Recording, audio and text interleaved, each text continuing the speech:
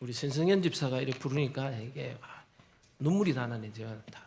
왜냐하면 이 찬양하는 자체가 이게 하나님 은혜거든요. 다 이런 결혼해서 자녀 낳고 살아가는 게 지금 내가 보면서 야 이게 하나님 은혜다. 그래서 이 찬양하는 자체도 하나님 은혜고 이게 찬양의 가사대로 하나님 은혜 속에서 늘 축복받기를 바랍니다. 오늘 느헤미야서 우리 마지막 장입니다. 우리 느헤미야서 마지막 장을 좀 보면서 우리가 많은 것을 좀 생각해야 될 것들이 있습니다. 그래서 오늘 다가올 미래를 위한 준비다. 왜 다가올 미래를 위한 준비냐? 느헤미야서 사실은 이 마지막 장은 이 성경의 배치를 보면요, 성경에 모세오경이 나오고 모세오경이 나오면 그 다음부터 역사서예요. 이게 역사서가 성경의 역사, 구약의 역사가 쭉 흘러가면서 느헤미야가 개혁하고 성벽을 봉헌하는 3차 기한을 해서 모든 걸 했던 이게 구약 역사의 거의 마무리입니다. 그래서 역사서가 여기서 끝나요. 구약 역사들이. 그러면 이제 뒤에 에스더가 나오는데 에스더는 2차 기한 때인가 그때 그거는 바벨론 안에서 일어났던 일들이고 이거는 그 느헤미야서가 거의 구약 역사의 끝입니다. 느헤미야서를 기점으로 끝으로 해서 신구약 중간사 이래가 그 다음부터는 여러분들 욥기부터는 시가서 그 다음부터는 뭐냐 이 선지서들 뭐 이렇게 나오거든요. 그 선지자들의 활동들이 나오는데 제일 마지막에 마지막에 활동했던 구약의 선지자가 말라기거든요. 이 말라기가 아마 이 느헤미야가 개혁을 끝내는 이 느헤미야하고 거의 맞물려서 말라기가 활동했어요. 마지막에. 그래서 신구약의 역사의 거의 마지막이에요. 그러면서 이 구약의 역사가 마무리되고 신약의 역사가 오기까지 예수님이 다시 오시기까지 신구약 중간사가 한 400년 돼요. 이스라엘 역사에 보면 이스라엘의 최고 암흑기가 신구약 중간사 흑암 시대가 다시 느헤미야가 이렇게 개혁했는데도 불구하고 흑암 시대가 들이닥쳐 버려요. 왜 그렇게 됐을까? 우리는 많은 것들을 생각하면서 우리가 미래를 준비해야 된다. 준비하지 않으면 점점점 지금 미국 교회, 유럽 교회는 문 닫은 지 좀 오래됐고요. 미국 교회도 거의 문 닫고 있고요. 한국 교회도 한때 1200만, 1000만 했는데 지금 실제로 한국교회 예배드리는 인원이 500만도 안 된다 했어요. 앞으로 향후 몇 년 지나면 한국교회도 500만에서 몇 년 안에 절반으로 줄 것이다. 그리고 점점점 후대들이 다 떠나가고 없어진다. 지금 한국교회도 통계로 지금 예측을 하고 있거든요. 그만큼 이 미래에 대한 불투명한 것들이 있어요. 뭔가를 준비하지 못했어요. 뭔가 개혁하고 뭔가 한다고 했는데 뭔가를 준비하지 못했어요. 이 사실은 이 느헤미야서의 끝이 구약 성경의 역사의 거의 마무리, 신약 성경에 예수님이 오시는 그까지 오시기까지 한 400년 정도 가장 암흑기 시대가 하나님의 음성도 사라지고 지도자도 없어지고 아무도 없어지는 시간표가 오기 시작해요. 그 최악의 흑암 시대가 그 시대에 후대들이 다 무너져 버렸어요. 이스라엘이 완전히 무너져요. 로마의 속국돼서 완전 무너진 시대.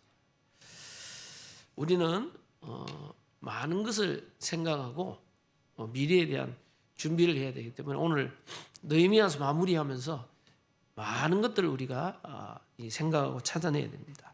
먼저 여러분들 좀 아실 것은 성경은 오늘 새벽에 제가 말씀드린 성경 전체가 뭘 이야기하냐. 성경 66권의 흑의 예수님이 바로 그리스도다. 그리스도란 말이 뭡니까?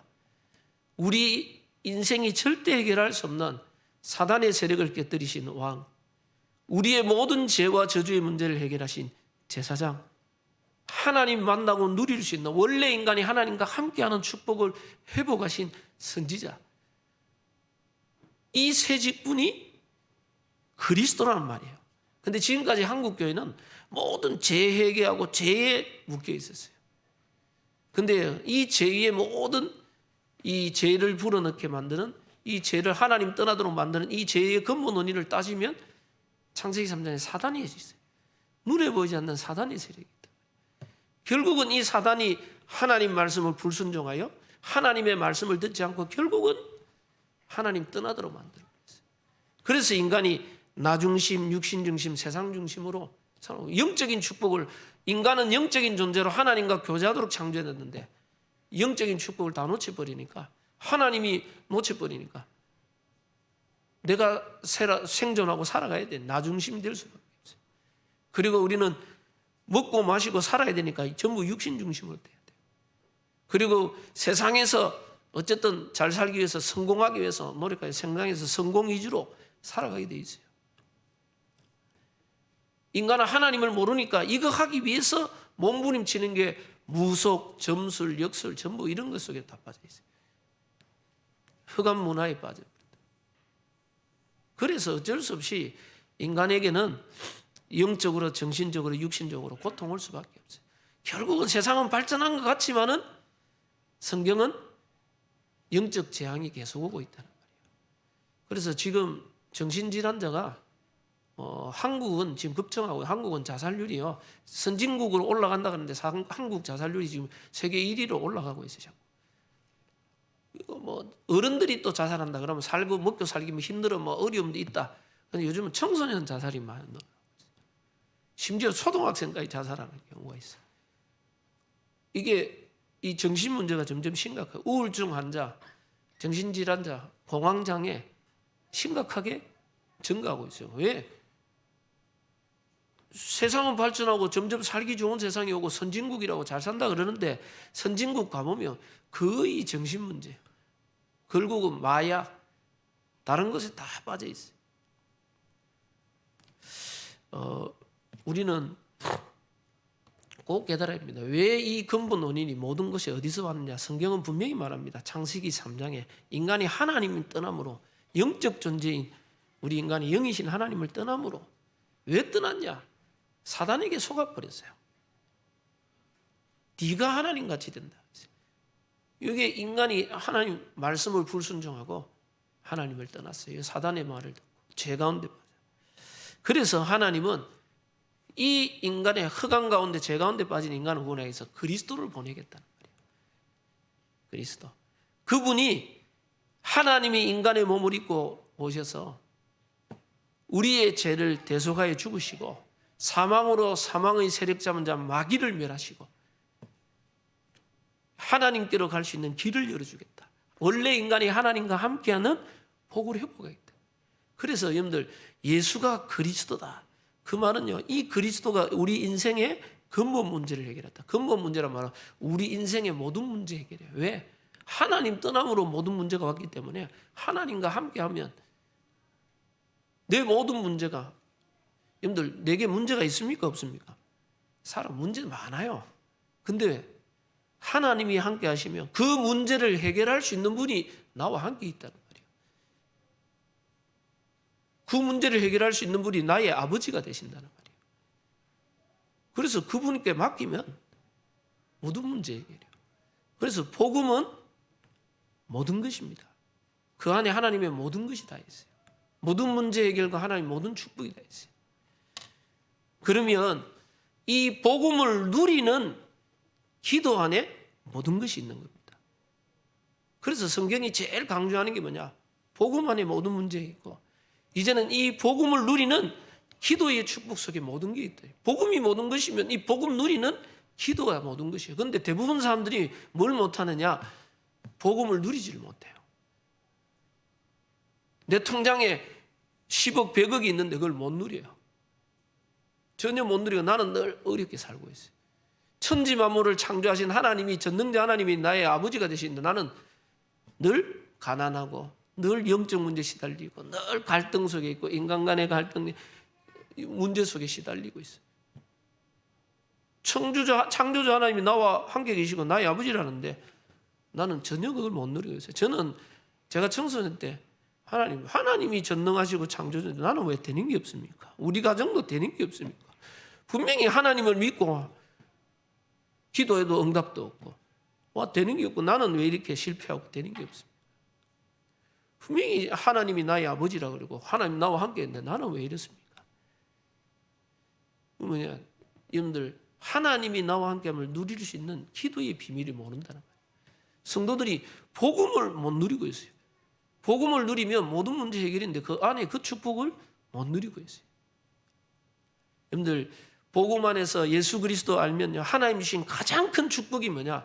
임마누엘입니다. 성삼위 하나님이 우리 안에 우리와 함께 가시고 모든 문제를 해결할 수 있는 하나님이 나와 함께 계시고, 그리고 그 하나님의 축복을 누릴 수 있는 우리는 하나님의 자녀의 신분, 우리가 기도할 때마다 흑암이 무너지고 하나님 나라 임하는 권세를 주셨어요.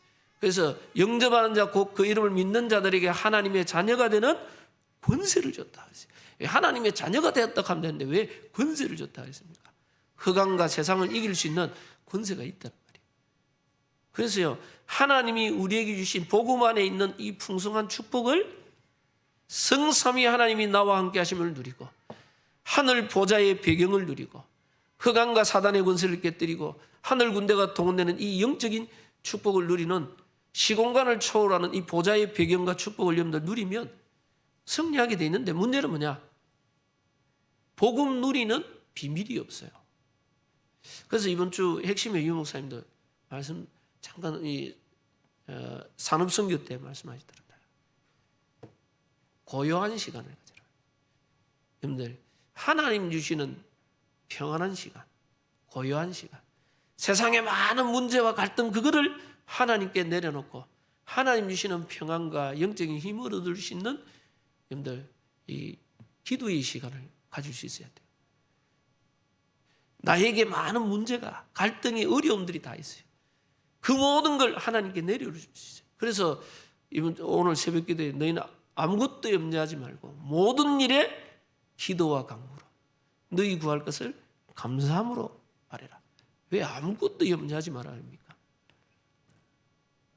자녀 문제, 경제 문제, 건강 문제, 내 지금 앞의 미래 문제, 갖가지 많은 현장에 현실의 어려움들이 있는데 너희 염려를 주께 맡겨라.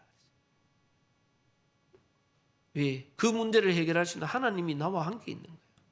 그래서 그 모든 걸 너희 염려를 주께 맡기라.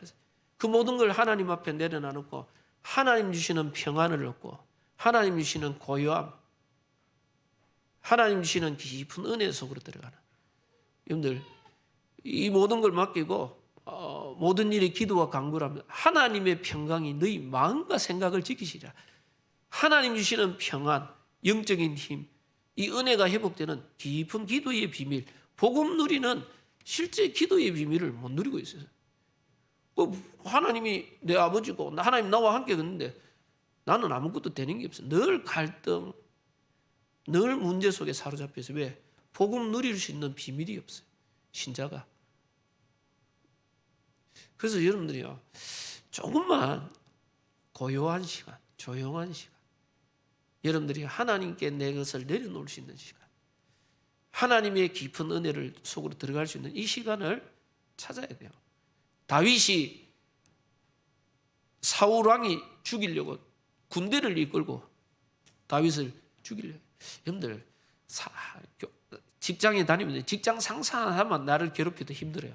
직장 때리치고 싶고 막 하기 싫어요. 내가 학교를 다니지 어디 가도 거기 있는데 한 사람만 꼴보기 싫은 사람이 자꾸 나를 괴롭히면요, 미칠 듯이 힘들어. 미치고 싶어. 근데요, 다윗은 장인 어른이면서도 그것도 왕이 군대를 이끌고 죽이려고 그래. 다윗이요, 죽음의 위기가 늘 있는 거예요. 그리고 다윗 주위에 또 중상모략하고 다윗을 죽이려고 하는 사람 많아요.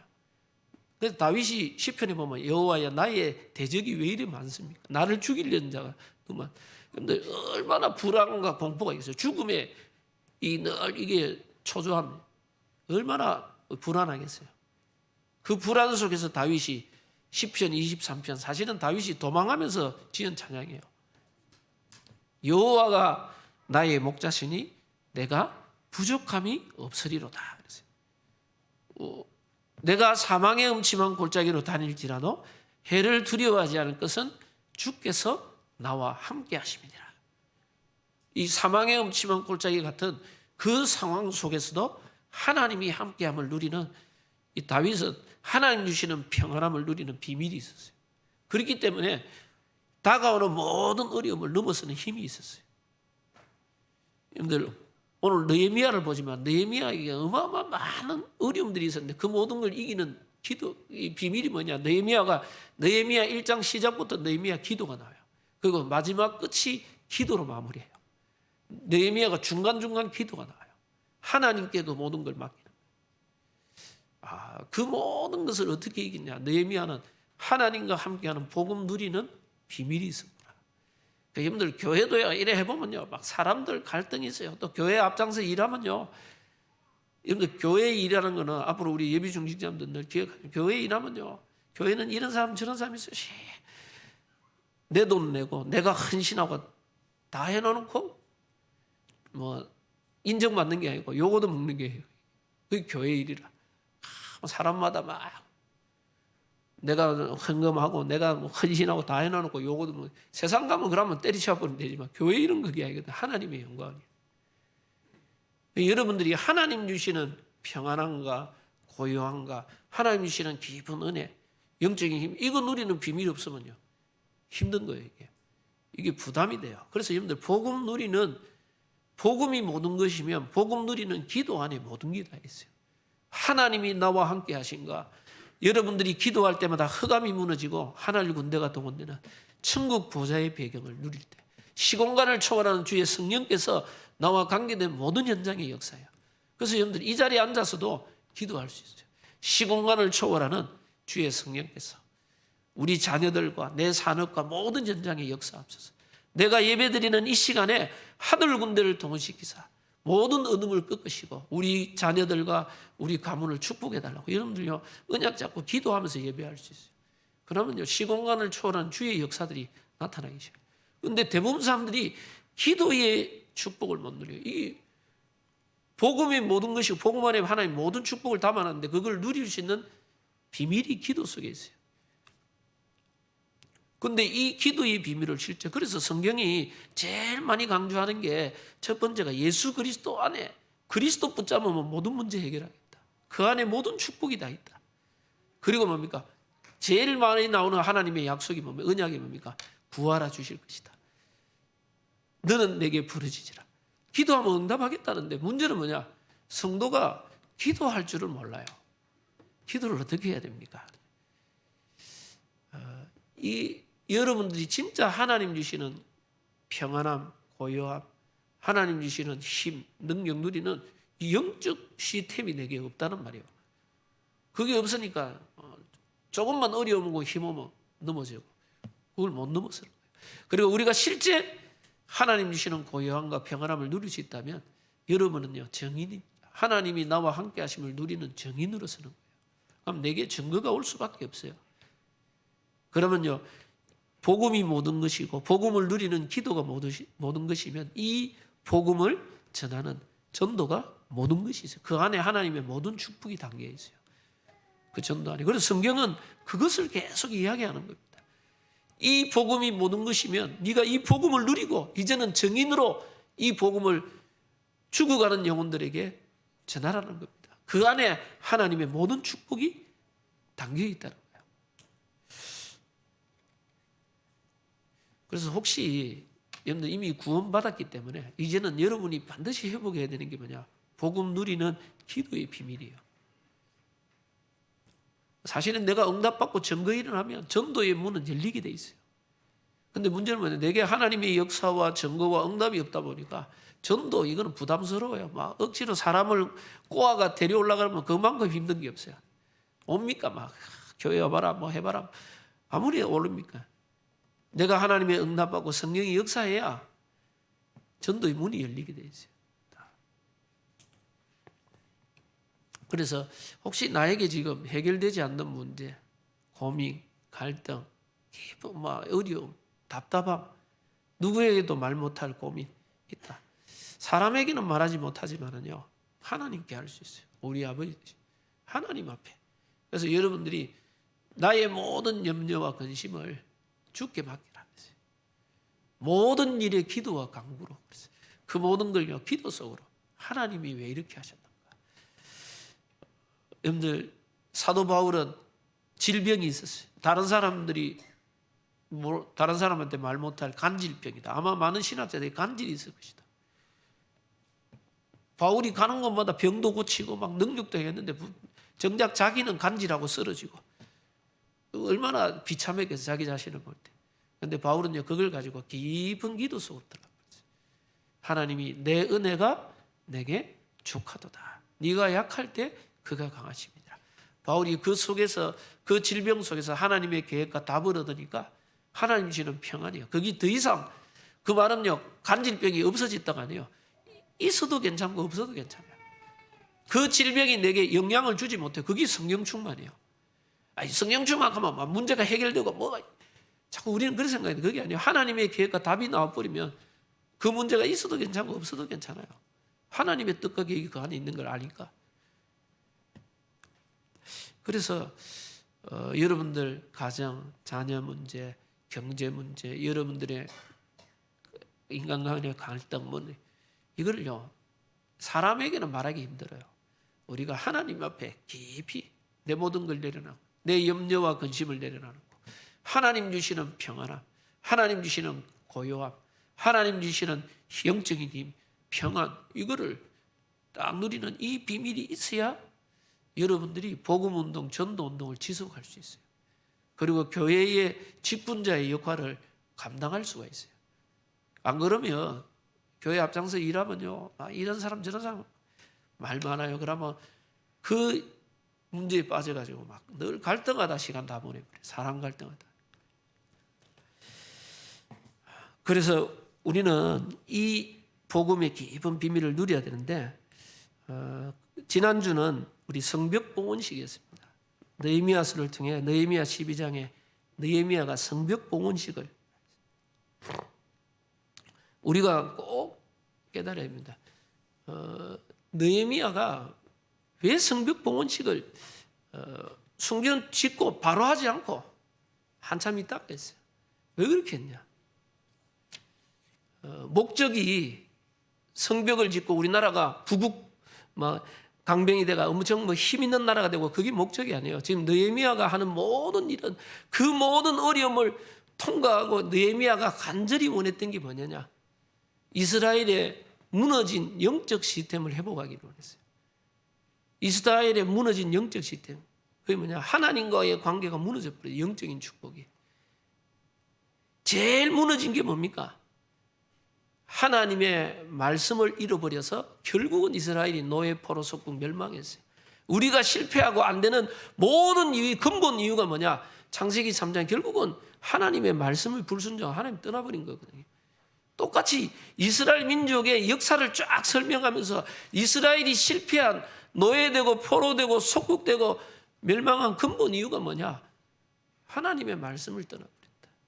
그리고 하나님의 말씀을 대언하는 지도자들의 말을 따르지 않았어요. 결국은 이스라엘이 실패한 거다. 그래서 제일 먼저 학사 에스라를 통해 말씀을 회복하기 시작해요. 여러분들 마르틴 루터가 급한 성벽 긁고 말씀을 해보는데 마르틴 루터도 종교개혁 할 때 뭘 했습니까? 중세 흑암 시대에 마르틴 루터가 했는 게 뭡니까? 말씀으로 돌아가자. 말씀으로.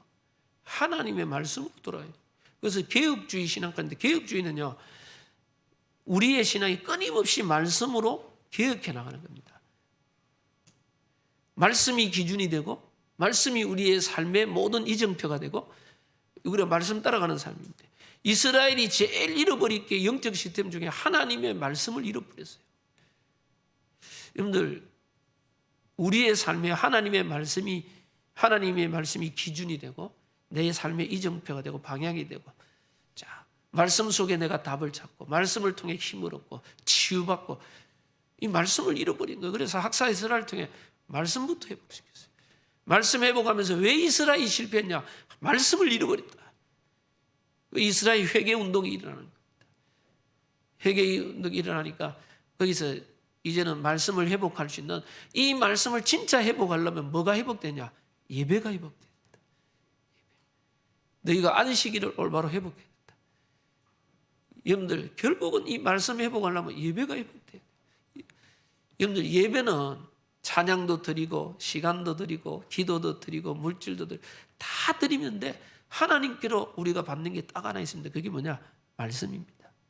이 말씀 속에 답을 얻고 힘을 얻고 모든 걸 하는 건데, 이 학사 이스라엘을 통해 말씀을 딱 회복시키고 이제는 뭡니까?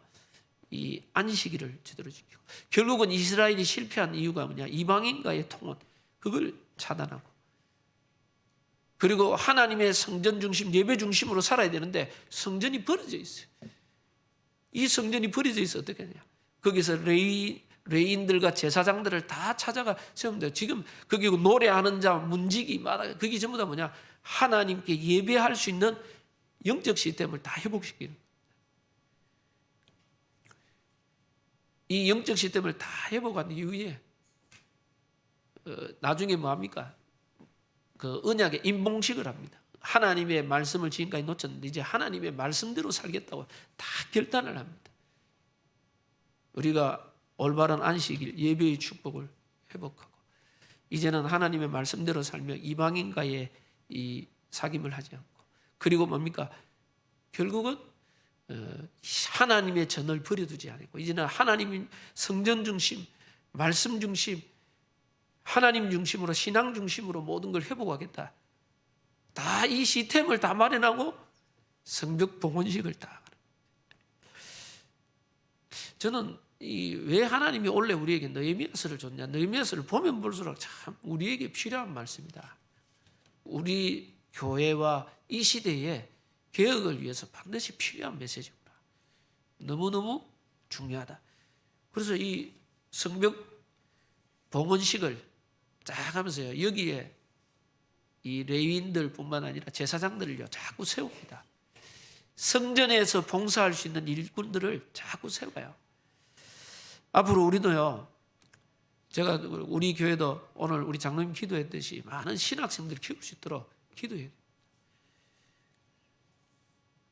많은 일꾼들을 키우도록. 그래서 올바른 영적 시스템이 회복되고 나니까, 올바른 예배가 회복되고 나니까 그들에게 하나님이 주시는 즐거움이 있더라. 기쁨이 회복되고 있어요. 이스라엘 역사를 압니까? 여러분들, 이스라엘의 역사는요, 우리나라보다 더 비참해요. 노예되고 포로되고 속국되고 2000년 동안 나라 잃어 방황하는 아주 비참한 상처투성이요, 늘 고난과 아픔과 여러분들 전쟁의 시련, 늘 암울한 역사였어요. 근데요, 그들이 예배를 회복하고 하나님 주시는 즐거움이 회복됐다. 기쁨이 회복됐어요. 여러분들 가정 속에 하나님 주시는 즐거움이 회복되기를 바랍니다. 여러분 자녀들에게 하나님 주시는 기쁨이 회복되기를 바랍니다. 성경에 보니까 부녀들과 아이들까지 다 즐거워했다. 여러분 가는 모든 현장에 하나님 주시는 즐거움이 회복되는 이 역사들이 회복되는 겁니다. 자, 그러면서 이들이 이제 교회 중심으로 모든 걸 했는데, 오늘 느헤미야 13장은 이제 마무리하면서 지금 일어나는 일들입니다. 느헤미야 13장 1절부터 3절까지는 모압과 암몬 자손이 같이 섞여 살았어요. 원래 이 모압과 암몬 자손은 신명기 23장에 보면 이스라엘 역사를 보면요, 이스라엘 출애굽에 갈 때 가장 이스라엘을 괴롭히고 힘들게 했던 게 모압과 암몬 자손이에요. 그리고 나중에 발람 거짓 선지자를 세워가 이스라엘 저주하도록 만들고 했기 때문에 하나님이 율법으로 아예 명을 했어요. 모압과 암몬 자손은 하나님의 총에 들지 못하도록. 근데 하나님의 말씀을 어기고 이 모압과 암몬 자손이 들어와 있어요. 그래서 그들이 하나님의 말씀대로 준수하지 않은 것들을 회개하고 모압과 암몬 자손을 축출하기 시작해요. 말씀대로 그들을 자신을 성결케 하기 시작합니다. 자, 그러면서 이제 4절부터 지금 중요한 이야기가 나옵니다. 느헤미야가 원래 저 바사 페르시아 거기서 자기는 와가지고 유다의 총독으로 해가 성벽을 다 짓고 다 지었으니까 이제 어떻게 봉헌식까 했으니까 자기는 원래대로 돌아가야 돼요. 그래서 느헤미야가 아닥사스다 왕 있는 바사 왕으로 다시 돌아가 버렸어요. 느헤미야가 돌아가서 아마 기간이 언제쯤이냐, 뭐 역사학자들은 정확하게 이야기해서 한 1년 정도 지났을 것 같다. 느헤미야가 이 바사 왕으로 돌아가서 1년 있다가 여러 가지 일들 때문에 다시 이 바사 왕한테 얘기해서 내가 고구로 가봐야 되겠다. 그래서 이게 허락을 받고 다시 예루살렘으로 온 겁니다. 다시 예루살렘으로 왔는데 어떻게 됐습니까? 오늘 4절부터 우리가 읽어보면 여기 보니까 이전에 우리 하나님의 전의 방을 맡은 제사장 엘리야십이 도비야와 연락하였으므로, 이 도비야가 누굽니까? 여러분들 이스라엘이 성벽 재건을 제일 막았던 인물이 산발랏, 이게 사마리아의 총독이고요. 이 사마리아의 총독 바로 옆에서 모든 참모 모든 역할을 했던 게 도비야. 그래서 산발랏, 도비야, 게셈 이런 인물이 성전 건축을 제일 방해했던 인물들인데, 이 엘리야십이라는 이 제사장이 이 도비야를 하나님의 전에 끌어들였어요. 나중에 보면 이 느헤미야 13장 28절에도 뭐 대제사장 엘리야십의 손자 요아디의 아들 하나가 호론 사람 산발랏의 사이가 되었으므로, 산발랏의 사이가 됐다. 이게 엘리야십의 이 손자 요한.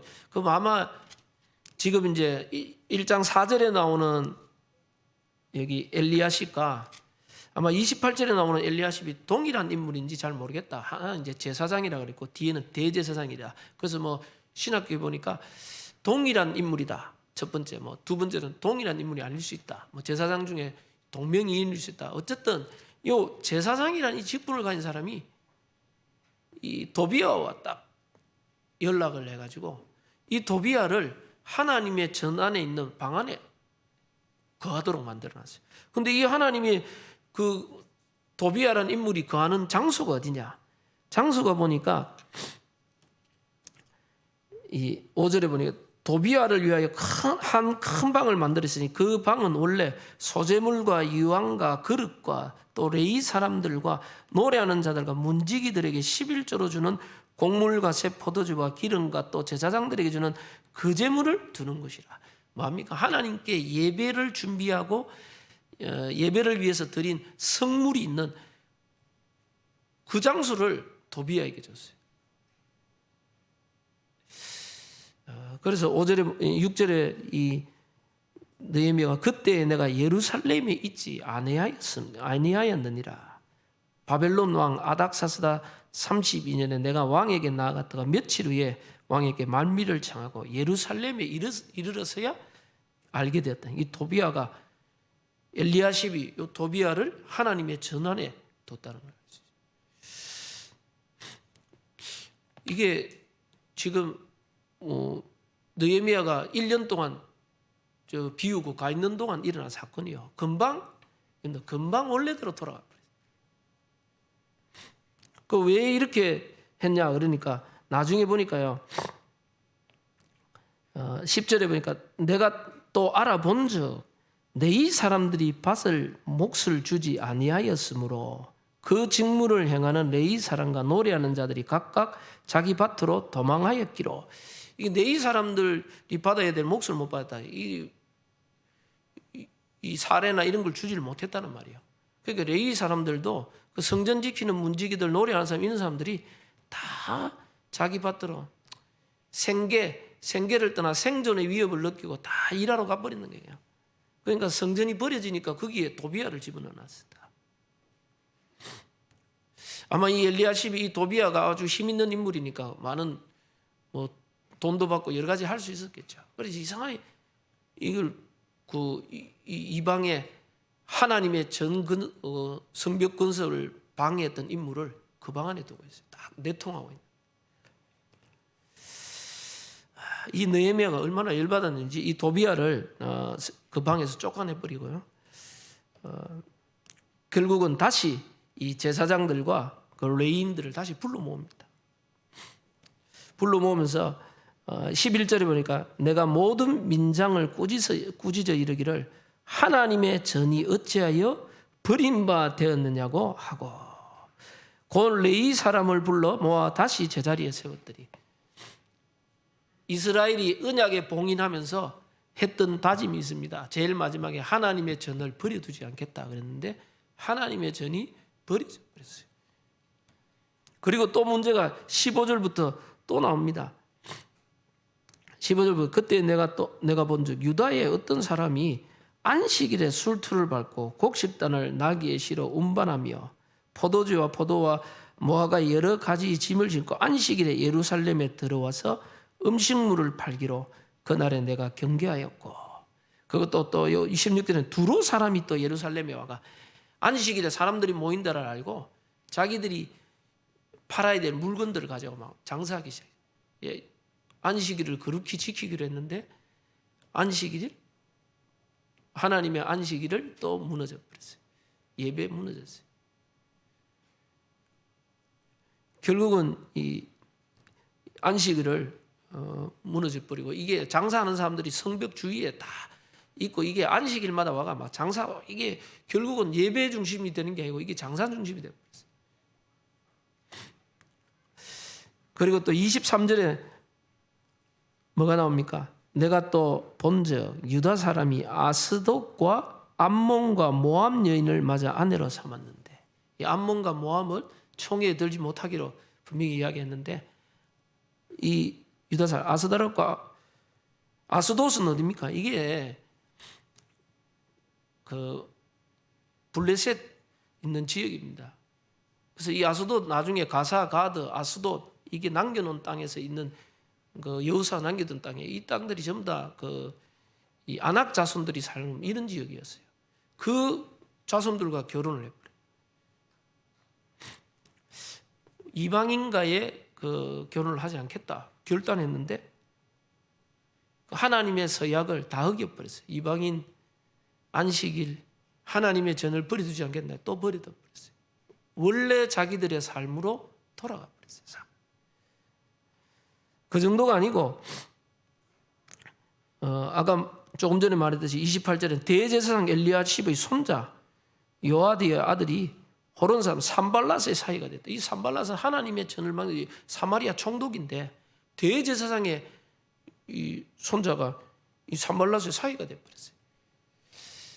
이게 지금 하나님 보시기에 큰 죄악을 또 빠져버려요.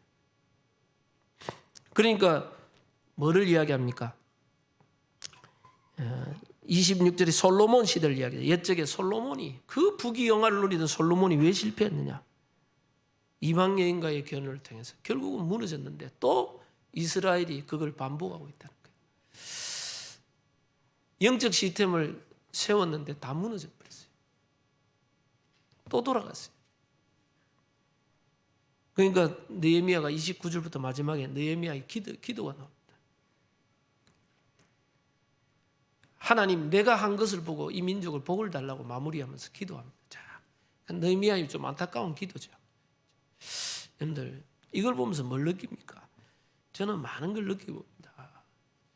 제일 중요한 게 영적 지도자가 부재. 영적 지도자 한 사람이 없다는 게 얼마나 이 큰 어려움인가. 느헤미야 한 사람이 일어나니까 이스라엘이 개혁과 모든 걸 회복해버렸는데, 다른 지도자를 세웠지만은 백성의 마음을 움직일 만한 지도자가 되지 못했어요. 특히 영적 지도자가 없었어요. 그러니까 이게 지금 백성들이 원래대로 돌아가 버려요. 원래 각인 뿌리 체질된 대로 돌아가요. 똑같아요. 뭐 애들이 언제 사고 치냐가 부모님이 어디 나갈 때 저것들이끼리 있으면 사고 치고 뭐 이래. 절대 뭐 말씀 피우지 마 뭐 이래. 예 알겠습니다. 드러나는 거 원래대로 해버려. 또 엄마 몰래 뭐 게임만 하고 숙제도 안 하고 뭐 놀기만 하고 뭐 다 원래대로 해버려. 절대 엄마 말 안 들어. 말도 알겠어요. 다 하겠어요. 시간에 나는 거 엄마 없으면 또 저 마음대로 해버려. 여러분들 우리가 꼭 기도해. 다가올 미래를 준비하라는 말 속에 여러분들 꼭 기억해야 합니다. 앞으로 우리가요 영적 지도자를 세워야 돼요. 지도자 한 사람이 얼마나 중요한가.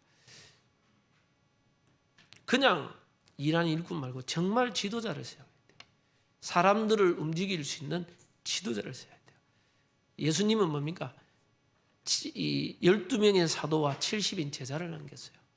진짜 제자를 남겼어요. 세상을 움직일 수 있는, 다른 사람을 끌 수 있는 그러한 이 지도자를 남겼어요. 제자를 남겼다는 말이에요.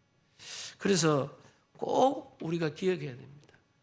느헤미야가 개혁을 하고 다 했는데 느헤미야를 대신해서 이것을 움직일 만한 지도자가 안 나온 거예요. 느헤미야가 없으니까 다 무너져 버려요. 그냥 순식간에. 이거 왜 이렇게 사나 그러지요. 우리의 모습하고 똑같아요. 여러분들, 모세라는 인물 한 명이 하나님 앞에 서서 이스라엘 민들을 출애굽하고 다 나왔는데 늘 불평불만하는 그 인물들을 모세가 하나님의 뜻을 전달하고 하나님 앞으로 이끌어 나가는데요. 모세가 십계명 받으러 시내산에 올라 40일 동안 십계명 받고 있는데 모세가 안 온다고 이스라엘 민족이요. 모세가 안 온다고 뭐합니까? 아론을 해가지고 시켜가지고 금송아지를 만들어가. 이게 우리를 구원한 여호와다. 여기에 경배하라. 금방 우상숭배 옛날 체질로 다 돌아가 버려요. 그게 모세라는 지도자 하나 없으니까 그런 문제가 생겼어요. 우리는 그냥 일꾼이 아니에요. 영적 지도자를 키워야 된다. 진짜 그리스도의 올바른 제자를 키워야 된다. 세상을 움직일 수 있는, 그래서 12제자 70인 제자, 예수님은요 12명의 사도를 남겼고 평신도 70인 제자의 지도자들을 남겼어요.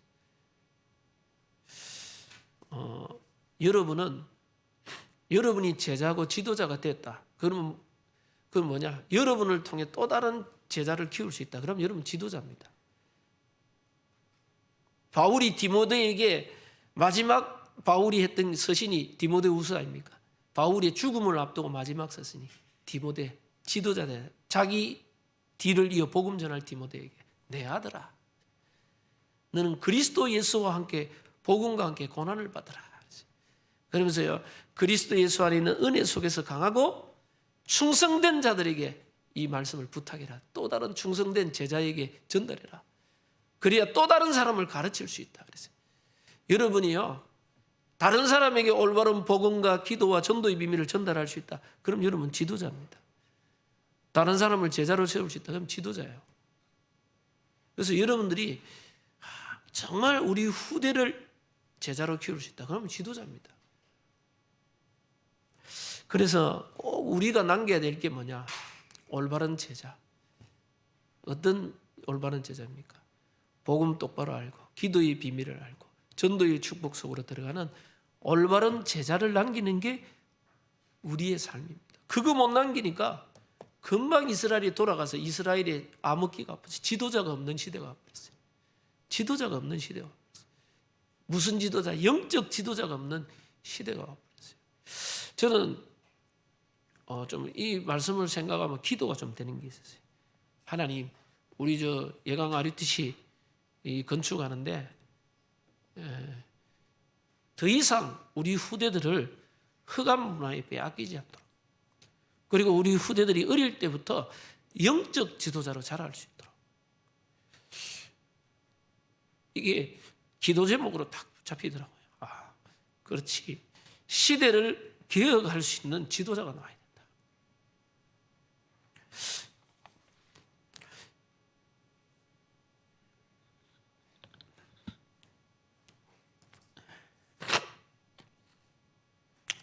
오늘날 지금 한국 교회나 이 상황이 어려운 게 뭐냐?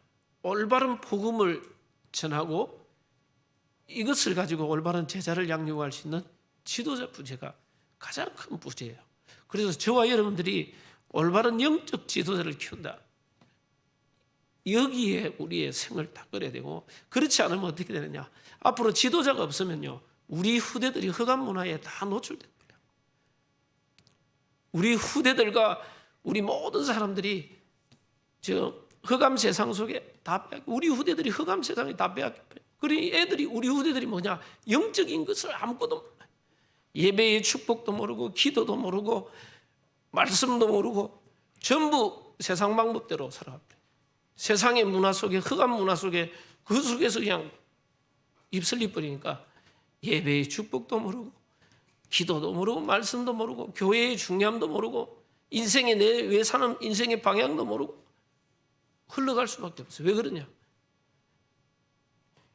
이 영적 지도자가 나왔단 말이에요. 그래서 우리가 이거는 기도 제목 중에 제목이구나. 앞으로 우리가 서밋스쿨을 하는 모든 이유가 뭐냐? 지도자를 키워야 된다. 정치, 경제, 문화 바꿀 수 있는 이거를 지도자를 못 키우면 지금 아무리 막 뭐 정부 어떻고 뭐 정치가 어떻고 뭐 어느 당이 어떻고 아무리 요구해봐도 소용없어요. 복음 똑바로 가지고 영적인 힘을 가진 다윗과 같은 지도자가 안 나오면 아무리 욕하고 막 정권 몇 번 바뀌도 막 누가 잡아도 안 돼요. 올바른 영적 지도자가 일어나야 개혁이 일어나기 시작해요. 하나님의 말씀으로 개혁할 수 있는 지도자가 나와요. 근데 느헤미야는 그걸 가능했는데 느헤미야 다음에 지도자가 안 나왔어. 이거는 참 가슴 아픈 일이에요. 우리가 기도해야 돼요. 그래서 저는 또 기도하는 제목 중에 하나, 앞으로 우리 교회가 많은 교육자 키워야 된다. 신학생들이 키워야 된다. 왜? 제가 말씀드렸듯이 제가 선교 현장 나가보면요, 선교 현장에 호주, 뉴질랜드, 뭐 유럽 이런 데 가보면 목사님들이 은퇴하려고 그러는데, 물론 나이가 많이 들고 은퇴하려고 그러는데, 은퇴하려고 이게 다음 바톤이 신학생이 없대. 신학생이 없어. 자기가 은퇴하면 교회 문 닫아야 돼요, 그냥. 왜? 신학생이 없어요. 점점 유럽 교회는 완전히 지금 그리 돼버릴 거예요. 미국도 신학교가, 그 유명한 신학교들이 지금 반토막 다 줄어들었어요. 건물들 다 팔아버리고 쪼매나게 다 들어요. 점점점 우리 한국도 이게 점점점 줄어들고 있어요. 뭐 앞으로 우리가 뭐 신학생 많다 적다 이게 아니고, 이거는요 미래의 큰 재앙 시대 올 그걸 막을 수 있는 신학생들을 키워야 돼요. 앞으로 우리 후대들은 정치, 경제, 문화 살릴 수 있는 영적 지도자를 다 키워야 돼요. 그걸 놓고 우리가 서미스쿨을 놓고 기도하셔야 돼요. 그렇지 않으면 더 이상 우리 후대를 흑암 문화와 흑암 세상 속에 방치할 수 없는 겁니다.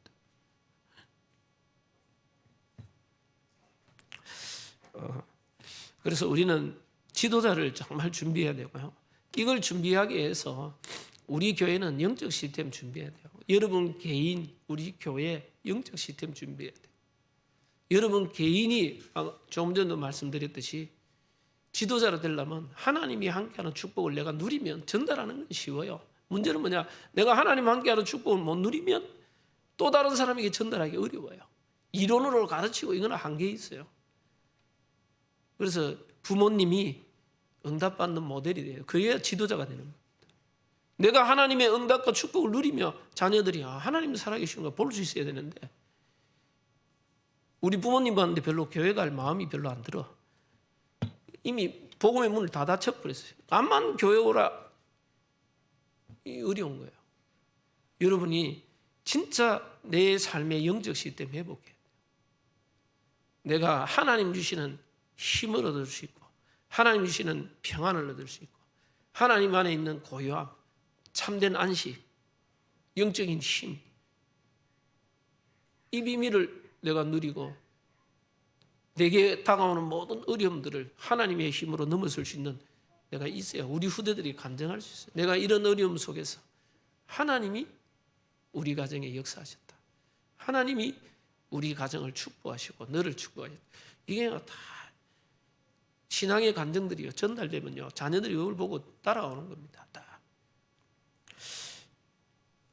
그래서 여러분 개인의 영적 시스템 회복하시고 우리 교회의 영적 시스템, 앞으로 신학생들 교육뿐만 아니라 찬양대, 우리 교회가 참된 예배를 회복할 수 있도록. 여러분들, 사단의 가장 큰 전략이 뭡니까? 사단의 제일 큰 전략이 결국은 하나님과 함께하는 축복 놓치게 만드는 건데, 예배의 축복을 놓치게 만드는 거예요. 예배의 축복.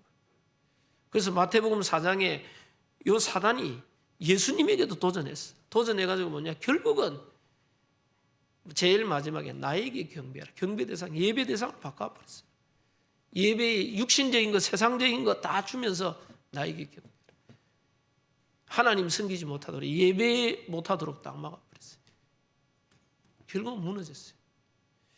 여러분들, 사단은 지금도 마찬가지입니다. 예배의 축복을 놓치게. 그래서 제가 코로나 시대를 맞으면서 제일 걱정이 예배가 회복된다. 참된 예배가. 저는 감사한 게 이렇게 우리 찬양대 찬양하고 우리 특성하니까 이게요, 영상으로 보는 거하고 이 찬양, 직접 찬양, 이게 성령의 역사와 흐름이 달라요. 찬양대가 직접 찬양하면 이게 영적 흐름이 달랐다. 이게 예배가 이게 살아나야 되는데 이 예배의 축복을 사람들이 거의 놓쳐버려요. 우리가요, 우리의 삶의 목적은 예배자입니다. 예배자. 하나님과 함께함을 누리는 자요. 하나님과 함께함을 가장 누리는 게 예배입니다. 그 예배를 정말 여러분들이 승리해야 돼요. 그래서 여러분 개인, 교회, 영적 시스템이 회복돼요. 다가올 미래를 준비하기 위한 작업들입니다. 그래서 앞으로 우리는 이 일을 위해서 예강 RUTC뿐만 아니라 저는 간절하게 원하는 게 제가 청소년 사역인데 하나님 기도하는 게 있어요. 하나님 우리 청소년들 아이들을 좀 훈련시키고 이 아이들이 같이 훈련이라 하는 건요 막 이래 훈련이 아니라 함께 하는 거거든요. 함께 다윗과 함께한 자들이 시간 지나니까 용사로 다 바뀌어버렸어요. 예수님이 제자들과 함께 나를 따라 함께 해버리면 돼요. 지도자와 함께 할 수 있는 그 안에 들어가 보면 얘들이 변화되게 돼 있어요. 누구와 같이 있느냐가 중요하거든요. 그래서 진짜 이 청소년 사역할 수 있는 사역자, 청소년 사역할 수 있는 리더, 이 아이들과 함께 할 수 있는 이 시스템, 장소도 필요합니다. 이 아이들과 함께 놀 수 있는 사람, 아이들하고 놀아만 줘도 치유돼요. 왜냐하면 이 아이들이 교회 안에서 안 놀면 결국은 세상과 놀면요 전부 흑암 문화, 다른 문화 속에서 다른 것부터 먼저 배워버려요. 그래서 앞으로 교회 안에 저 태영아부터 해서 우리 대학부 이게요 이 함께 훈련받을 수 있는 시스템을 영적 시스템을 만들어야 되겠다. 우리가 지역 아동센터 저는 시작입니다. 시작. 앞으로 계속해서 영적 지도자를 키울 수 있는 교회 안에 시스템을 계속해요. 말씀을 마무리합니다. 말씀을 마무리하면서요. 다가올 미래를 준비하는데 위기 시대, 흑암 시대, 재앙 시대입니다. 분명히 바울이 디모데에게 말세 때 고통의 때가 올 것이다. 재앙의 시대가 올 것이다. 그랬어요. 은혜 속에서 강해라 그랬어요. 그래서요, 여러분의 영적 시스템, 우리 교회가 영적 시스템, 하나님의 은혜 속으로 깊이 들어가가 이 위기 시대 속에 하나님 주는 고요함과 평안함과 안식과 힘을 얻는 이 시스템을 쫙 만들고, 그리고 뭡니까?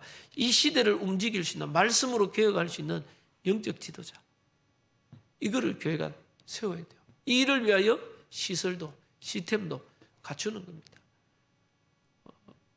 그리고 앞으로 많은 신학생도 키울 수 있도록 기도하시고, 느헤미야서를 마무리하면서 참 느헤미야가 마무리도 기도, 참 안타까운 기도를 하지만은 느헤미야 다음에 지도자가 없어요. 모세는 모세와 함께한 여호수아의 지도자가 있었어요. 그 다음을 물려받을 수 있다. 여러분들 이스라엘 사사시대에 암울했을 때 누가 없으니 영적 지도자, 사무엘이 나올 때까지 어렵다. 사무엘이라는 지도자가 나오니까, 말씀으로 개혁할 수 있는 지도자가 나오니까, 하나님과 함께하는 기도의 비밀을 가진 지도자가 나오니까 이스라엘이 회복되기 시작해요.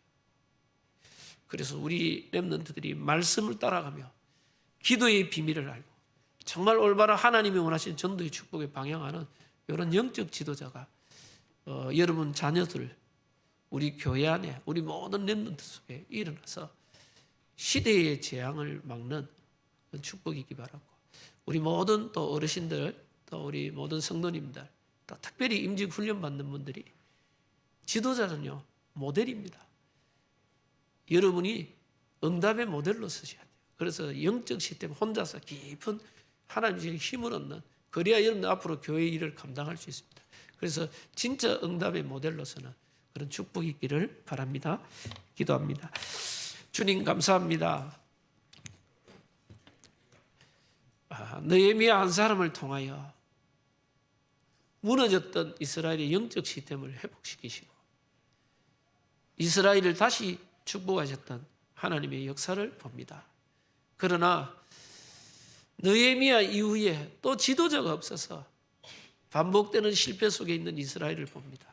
하나님, 우리가 이 반복되는 역사를 보며 하나님의 말씀으로 시대를 변화시키고 세상을 치유할 수 있는 기도의 영적인 힘을 가진 영적 지도자들이 우리 성도님들, 자녀들 속에 일어나게 하시고, 우리 교회 렘넌트들 중에 일어나게 하시고 우리 앞으로 예강 RUTC 서밋스쿨을 통해 시대의 정치, 경제, 문화, 교회를 변화시킬 수 있는 지도자들이 일어나도록 주님 축복하여 주옵소서.